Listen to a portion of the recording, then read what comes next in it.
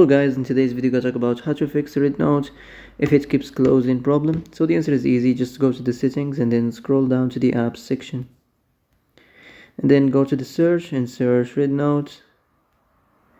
And next go to the storage and here you will find this clear cache option, click on it. Now you can go check it if it worked, and if it didn't you can try to restart your phone or turn the Wi-Fi off and on, or the Bluetooth or the airplane mode.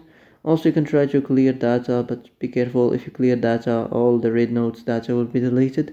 This includes all files, the settings, the accounts, the databases, etc.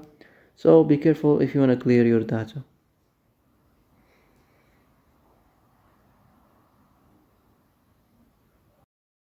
So that's it for today's video. I hope this is the answer you've been looking for. If you like this video, don't forget to like and subscribe, and see you in the next video.